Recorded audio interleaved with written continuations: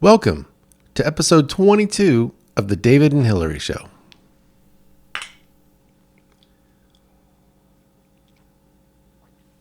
Let's do this.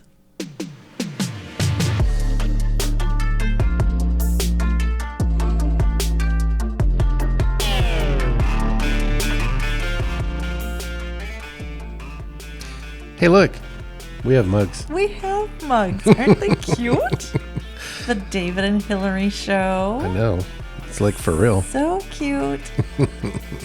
You know we're real now. I mean, you're not a real podcast till you got the mugs. Our podcast feels like Pinocchio. I'm a real podcast. I have my own mug.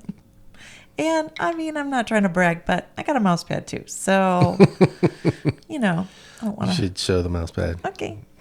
So cute. How cute is that? Oh. We're pathetic. We are. Oh. Or cute. I can't decide. Okay. Well, we're excited to talk more about marriage and the second C, which is cooperation. We will do that, but we do have a couple show and tells for you, so we're going to jump into that. First up, we actually have a video of our one of the front corners of our garden at our house. So we've shown you the balloon flowers and the cone flowers before. They're really coming in. And we've got Tang Day lilies, and I don't know why my video is like all over the place, but we've got ruby slippers hydrangeas and two different colors of canna lilies. We've got our purple hollyhocks, bluish purple. And what is that? It's a pollinator of some sort that I would have to look that one up. It's just a native wild, like a native pollinator. Yeah. Mm-hmm. And the climbing rose there was the last thing. And then I have a couple still pictures to kind of reinforce what we just looked at, or to look at them a little bit differently, a little bit better from that vantage point of the video. If you were to walk around toward the front door, you could see where the ruby slippers, and this was actually, I think, taken a couple days later, where the color on the ruby slippers is even richening up more, and they're kind of growing in together with the hollyhocks. I just think it's really fun and colorful. Yeah. Then if you kind of went back the way we shot the video when we were kind of going down the driveway, there we have a couple days later more hollyhocks blooming. And when we planted those, I was just excited to someday see the bluish purple and the orange and the coral in the cannas, just all of that together, which is what we're getting. So I'm a happy gardener. It's been a few years, but that was the vision that we had. Yeah, a lot of patience in gardening. Mm-hmm. Then, I think we've told you about this too, but this is our Joseph's Coat climbing rose. And once we realized the deer were eating it at night, I assume, because we never see them in our yard. We never see, we're in a subdivision. We're not in the country and we're not in the city, but we've seen deer in our neighborhood, but in 21 years, we've maybe seen 2 deer in our neighborhood. Are you counting the baby one in the driveway? That's 3. Yeah. Yeah. At Sage's graduation, deer, there was a fawn who bedded down in the neighbor's yard and then got up and walked around. I forgot about that. So we have a couple close-ups of the rose, but once the thing was, we found out that the deer were eating it, and then we put granules around that are supposed to keep deer and rabbits away, and it's working. So far, so good. Because we've got new growth, and we've got yellow rose in this close-up that is just starting, and lots of buds around it, so that's going to be fun to see how that turns out. And then here are a couple that are a little more established, and I think we may have told you this last time, or one of the other times we did a garden tour, that what's great about this Joseph's Coat rose is that from yellow to red and all shades of orange, they just change, the blooms just change. And I can't wait to see when we get like 20 or 30 blooms at the same time. I mean, this is our first season to own this, and it's we've only owned it a couple months. Gorgeous. Like, can you imagine when it's just all in bloom? I I'm so excited. Yeah. So excited. It's going to be fun. Well, we also wanted to show you one of our landscaping projects with our landscaping company that we did. So we have a customer that wanted a bubbling pot water feature. And so this is where we did it in the customer's yard in South Nashville. First thing you do is this basin has to go in the ground. So we marked it out. And then we started digging, and just go ahead and scroll on through there. First thing you do is, it's marked, so the grass has got to go. Take the grass out. She actually had us repurpose the grass and put it on a spot where she needed some. Yeah, that worked out pretty well. That was good. And this basin has to go in the ground and be like an inch or so below grade. It's 16 inches tall. When you look at it, you're like, that's nothing. Well, then you try to dig a 16-inch hole. And I've dug a lot of holes. I've dug a lot of holes deeper than that to do koi ponds, some with machines, some by hand. But when you go to dig a hole 16 inches deep and it's hot out, you're just reminded, that's a lot of work. That's a lot of dirt. And can we just stop and make fun of this hole? Because... when you dig a hole, it does not have straight sides like this. And if we've always watched movies and you notice when the bad guys are out there digging a hole, they make the person that they're going to kill dig their own grave. Yeah. And then they dig this perfectly rectangle hole in the ground with straight sides, or kind of like this. only it's not square and it's deeper, but nobody with a shovel who has to dig a grave is going to do that. If you're digging a hole for a plant that you're going to put in the ground, it doesn't have to be that perfect. We did it. But this one kind of does, because it's a square basin that's going in the ground, and you want to dig it a few inches, a couple, 3 or 4 inches bigger all the way around, just so it's easy to get in there. And then once you get it in there, you're going to have to level it, which you can see in the next picture. But it's a lot of work. It goes in, it comes out. It goes in, it comes out. You have to groom the hole. You have to raise a little bit of it here or whatever. But normally, if you're just digging a hole, you're not making it that perfect. But we were, after all those years of making fun of TV holes, we made one. And I was like, oh, that's so funny. We always say nobody digs a hole like this. And we did. We did. So once the basin's in there, then we took it back out and put what's called underlayment in there. That's actually a heavy-duty cloth fabric that's used when doing ponds, and you put it under the pond liner to protect the pond liner from roots growing in, or if there's any rocks in the dirt that you missed, that when you fill it up with water, the liner doesn't get damaged. So in this case, we put it under the basin, and then we didn't cinch it up, but we pulled it all to the middle, and then we backfilled around the edges with dirt to kind of lock it in so that it didn't move. Right. And then we flipped those edges back out and then cut it to kind of an organic shape, and use landscaping staples to pin it down to the ground. It always helps to have a good helper.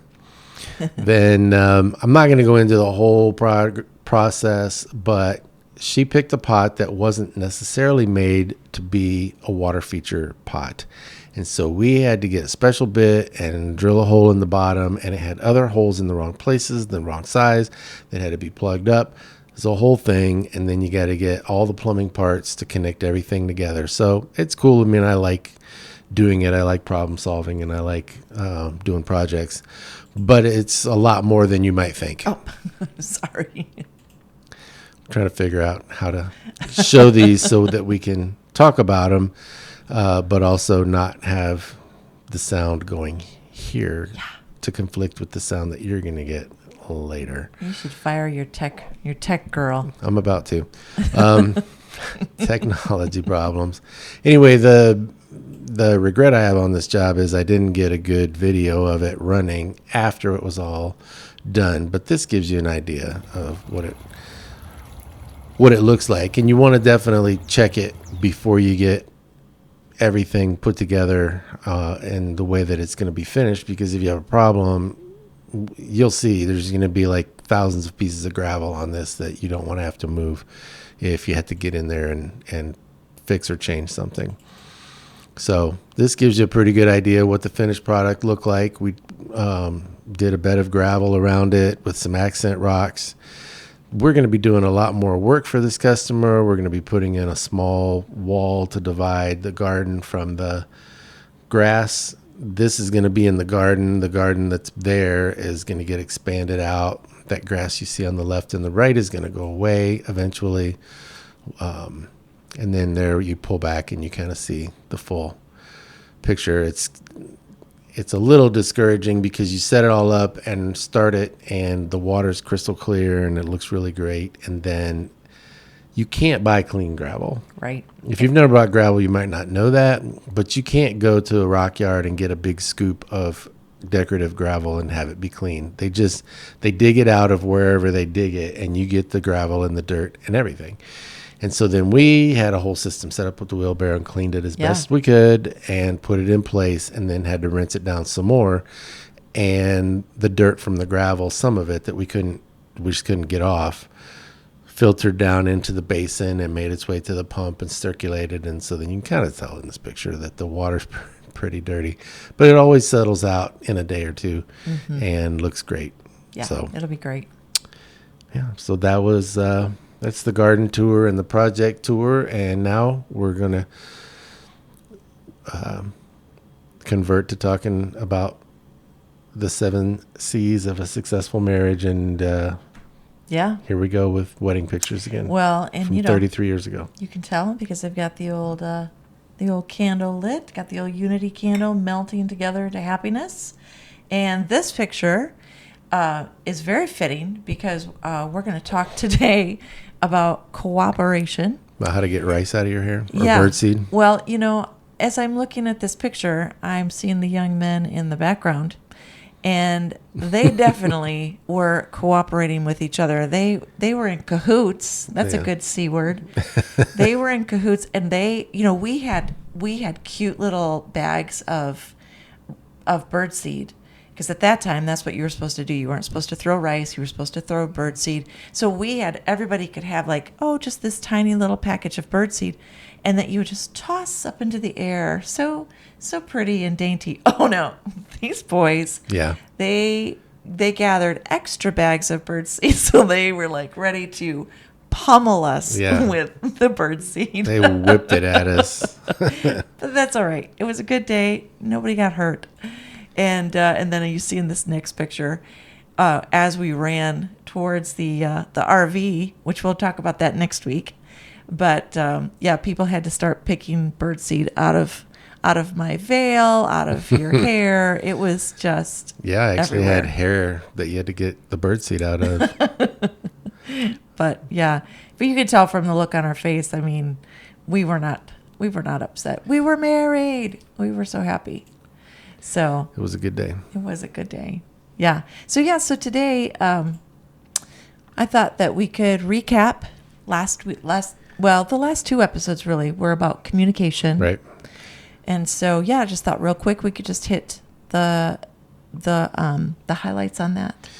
Yeah, for communication, we talked about how important it is to say what you mean and mean what you say in a nice way, but don't talk in code. Say what you actually mean. Yeah. And number 2, actually listen. Mm-hmm. That's all I'm going to say. No interrupting, which is why I didn't jump in on you. And no monologuing. Right. Which is important that you give people a turn. Repeat key phrases back to each other so that you make sure that you heard what you think you heard and that you really understand. Yeah, and then as the tensions rise, the humor level should come down to avoid sarcasm and humor.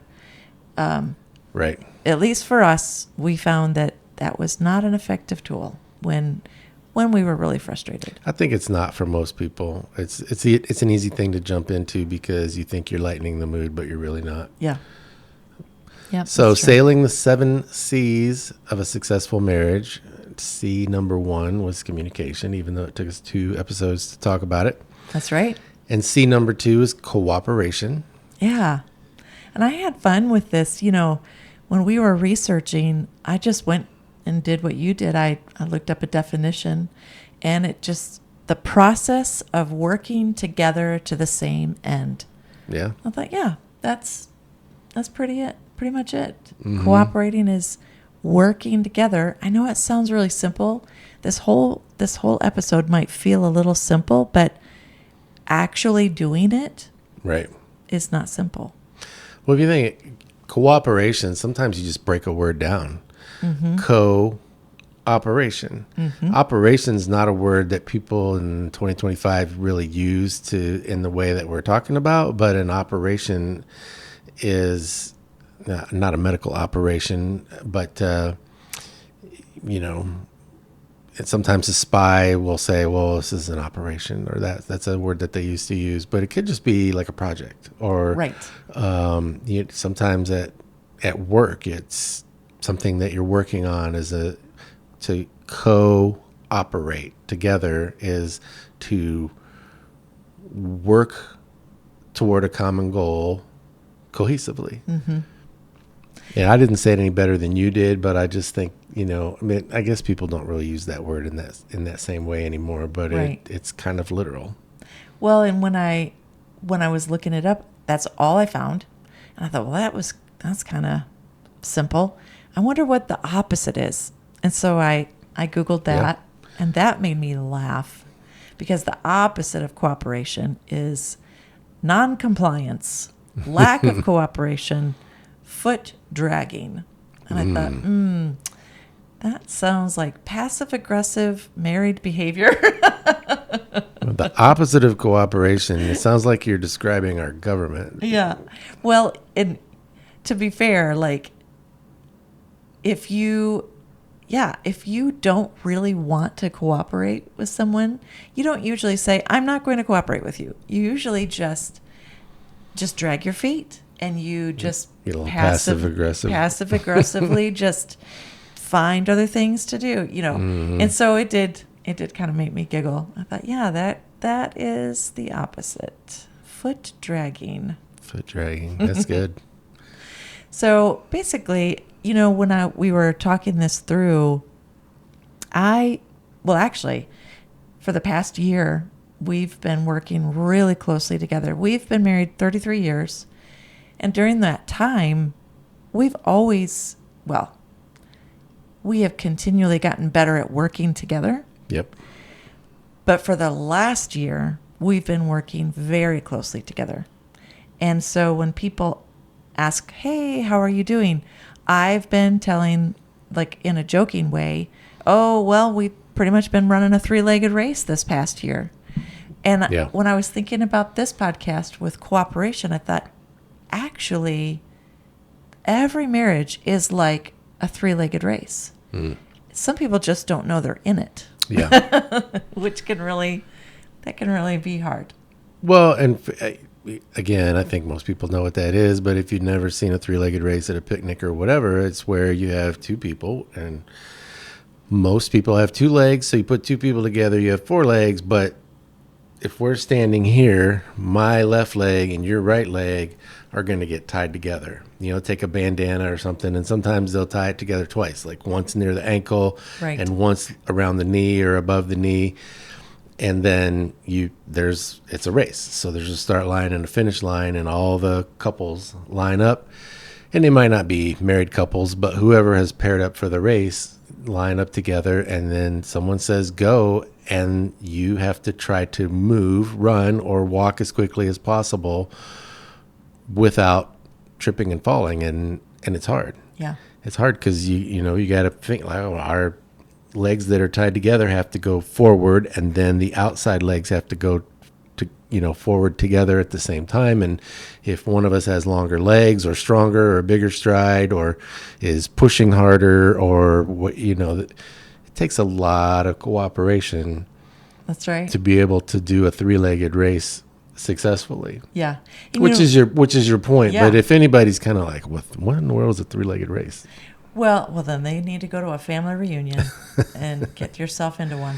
But if you are married, you have gotten yourself into a three-legged race, even if you don't know it. Mm. And I was just thinking, how ridiculous would that look if you were in the race, but you didn't actually know what was going on?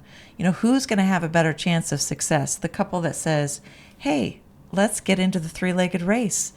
They go, they get their legs tied up, and then they kind of make a plan. All right, let's start out with our outside leg. Then we'll do the inside leg. Then, you know, and then we're gonna get a rhythm, and we're gonna do this, and we're gonna link arms. And when you have a plan, and you're ready to be coordinated, you are totally gonna smoke the competition. Well, you have a much better chance. You do. So, but can you imagine, like, finding yourself into that race, but you didn't even know you signed up for? Like, what would that look like? Yeah, I mean, that's not very likely to happen, but I understand your point as a metaphor. So, yeah, I think people do agree to marriage and not realizing how much cooperation it takes to actually have a marriage that both people enjoy. Yeah, exactly. And that kind of brought me back to, like, communication. Yeah. I think we're going to reference that topic several times.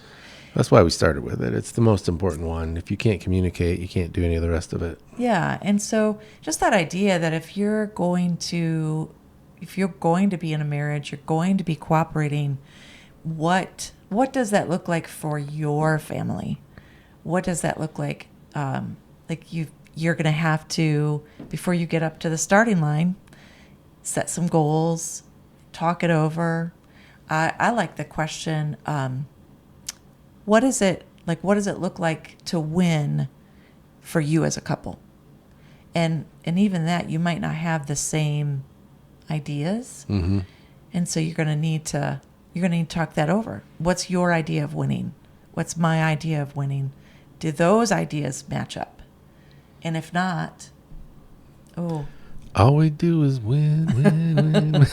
Unfortunately, a lot of couples can't really say that, honestly. Well, I was going to tease the next C, which is if you're trying to cooperate, but you've got different goals than I have, we're going to have to compromise. Compromise, right? Yeah, one or both are going to have to compromise. Mm-hmm. Cooperate and compromise are kind of like 2A and 2B, mm-hmm. because you can't. No two people are so much alike that they're going to cooperate 100% of the time and both be super happy. Right. Or at least not have to willingly give up something that they want. You're going to have to compromise along the way, and we won't go into that real deep on this episode, but they do go hand in hand, and it is, all of these are kind of fluid. Like you just said, their cooperation is a part of all of it. Communication. Right. Yes. If I were a better communicator, I would have said that right. But you're not wrong. Communication is a part of all of it. And then cooperation is super important to work together towards a common goal. But at some point, you're going to have to compromise in order to do that. And I think, too, because I was trying to decide when we talked about cooperation and compromise, I was trying to decide if cooperation was really even necessary because it is so woven into compromise. But I thought, no, it really is, because if you don't understand the idea of how closely you're walking your life together, you're just going to be frustrated. And then I was thinking about do you remember back in Port Huron when we had the dueling projects? Sort Not of. on purpose. You remember it better than I do, but I know there were, we had to figure out a lot of stuff early on. Yeah. Yeah. Well, we had, again, it wasn't on purpose. We weren't actively trying to frustrate each other. Of course. But without really communicating, you had decided to start a project in the backyard. I had decided to start a project on the front porch.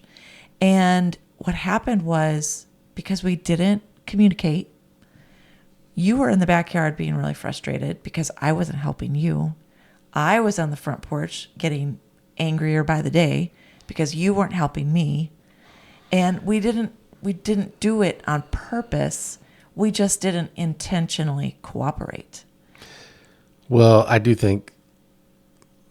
think I remember it as well as you do, but I remember it well enough that I'm pretty sure we were both, I don't think we thought we were doing this, but I think we were both being kind of selfish. Yeah. The backyard project was more important to me, and the painting project on the front porch was more important to you. And I think I tried to rope you into my project, and you tried to rope me into yours. And Yep. we were both like, well, I think mine needs to be done first. No, mine needs to be done first. And then finally we were like, fine, you go do your project and I'll do mine. That'll work out fine. And then maybe we'll even get them done faster.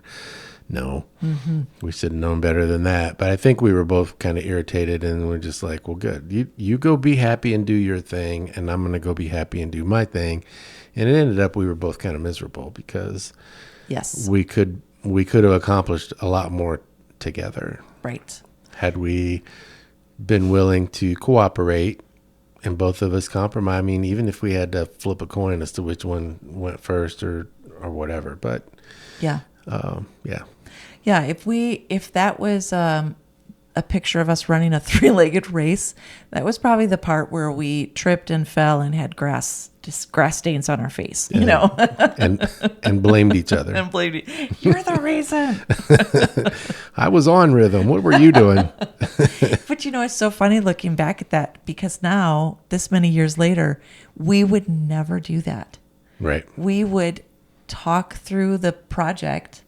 Oh, well, what were you thinking of doing? Oh, well, what were you thinking of doing? Mm-hmm.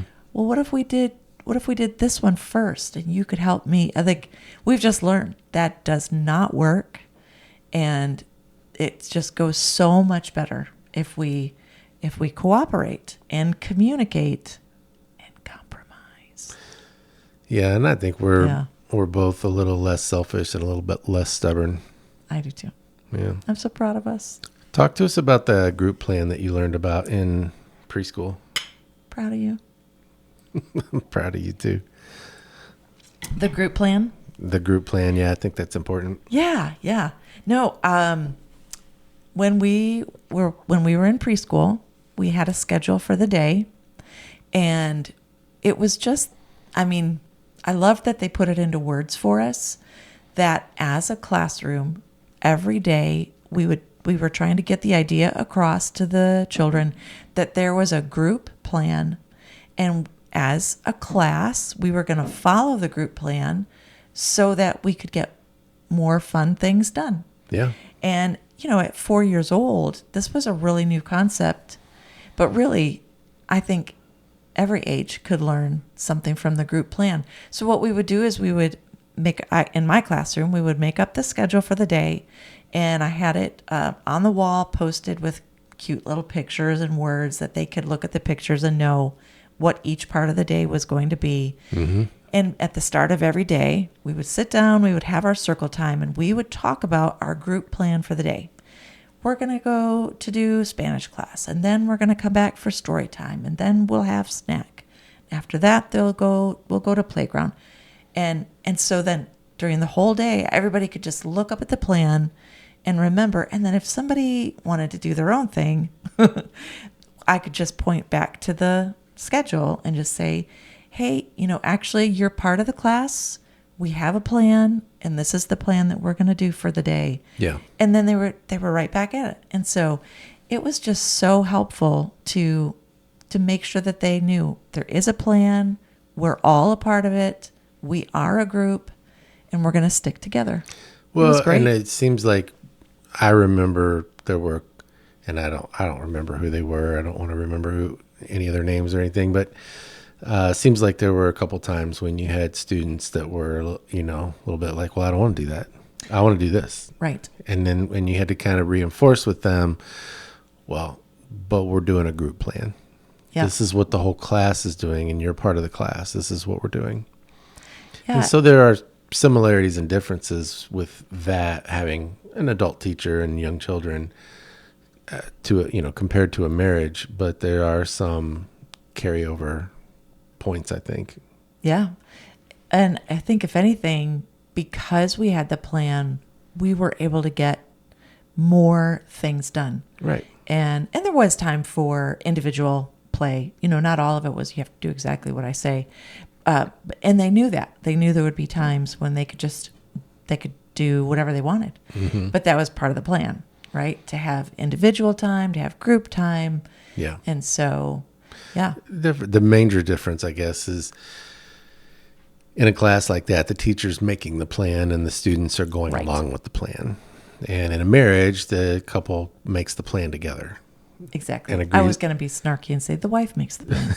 No. Yeah, well, sometimes. I think sometimes you feel like everybody feels like the other person's making the plan, right? Right, probably. Right. Because it is, when you get married, you've probably been pretty independent for at least a little while. Yep. And more people are getting married at older ages.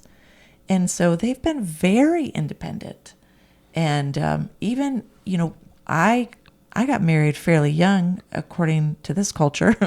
But it's still hard when you're independent and you want to do your own thing. And then all of a sudden there's somebody else that you have to make plans with all the time. Right. That's a discipline. Mm-hmm. That's difficult.